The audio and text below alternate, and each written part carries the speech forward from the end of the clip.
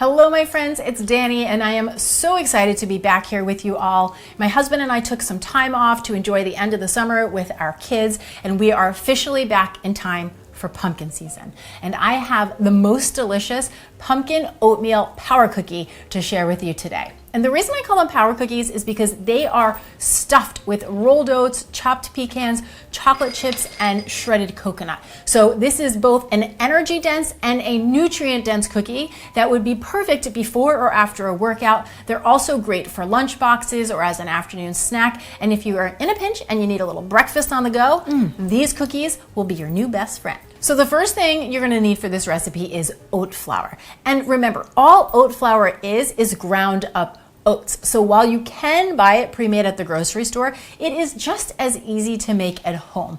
All you're gonna do is take some rolled oats, pour them into a high-speed blender or a food processor like I have here, and then blend, and you just let it go until the oats are all ground up and you have a nice fine flour like I have right here. And in case you didn't notice, I just bought a brand new food processor. I usually use my 4-cup mini, that's kind of my staple, but I decided to get something a little bit bigger, and I went with the 11-cup, which I have to tell you, I am really liking. So if you're in the market for a new food processor, I will link to it down in the description box below.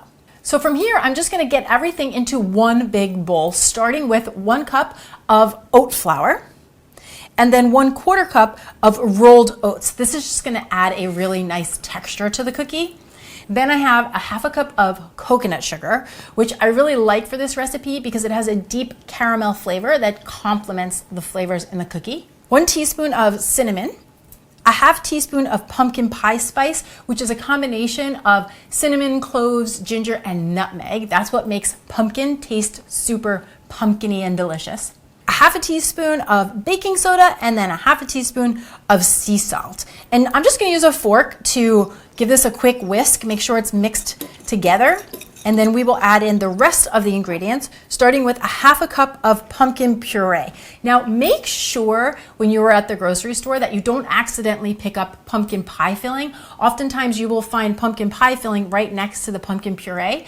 Pumpkin pie filling has sugar and other spices in it. That's not what we want. We just want pumpkin puree. So that's what it's gonna say on the outside of the can. If you want to triple check, just turn it around and look at the ingredients. It should simply say pureed pumpkin, nothing else. That's what we're looking for. Then in goes a 1/4 cup of melted coconut oil, and I have 1 egg. Now, if you wanted to keep this recipe 100% plant-based, I feel pretty confident that you could easily swap in a flax or a chia egg. I did not test it myself, but this is the type of recipe that it works really well in. So if one of my vegan friends does give it a go, come to the comments below and give us your feedback. And finally, 1 teaspoon vanilla extract. I'm gonna mix this all together. You're gonna mix the wet ingredients into the dry ingredients until we have a nice, thick, hearty batter, and then we are ready for our add-ins. Now this is the fun part, and this is where you can get creative. At the end of the day, you need 1 cup of stir-ins. You pick what you love. Here's what I'm going with. 1/3 cup shredded unsweetened coconut, 1/3 cup of chocolate chips, and you can always look for a no sugar chocolate chip if you want to pull back on the sugar in the recipe. And also 1/3 cup of chopped pecans. Okay, I'm gonna give this one last mix. Just get all of those mix-ins really well combined into the batter, and then I'm ready to form my cookies. So I have a rimmed baking sheet lined with parchment paper. You could also do a little cooking spray right on your baking sheet. We just wanna make sure that the cookies don't stick. And then I take a big heaping tablespoon of the cookie dough mixture. I just put it in my hands and just gently, loosely form it into the shape of a cookie. The dough is a little bit sticky, so if you wanted, you could pop it in the fridge for 20 to 30 minutes before you form the cookies, but I'm not that patient and it works just fine. So I'm gonna do this, get it on my baking sheet, and I'm gonna repeat that until I have 12 cookies made. This makes a nice hearty sized cookie. It looks so good. Then just for fun and pretty, this is totally optional, I like to put a few extra chocolate chips right over the top.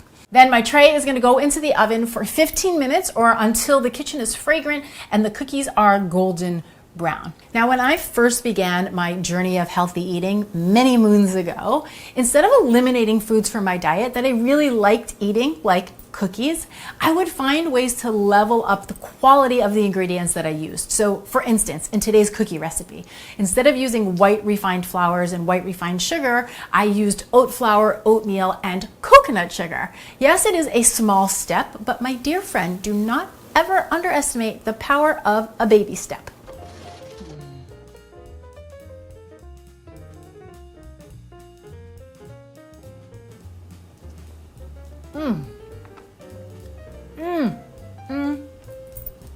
I cannot wait for you to give this cookie a try. And if you love the combination of oatmeal and pumpkin, you also have to check out my baked pumpkin oatmeal recipe. So I'll see you in that video right over there. Cheers.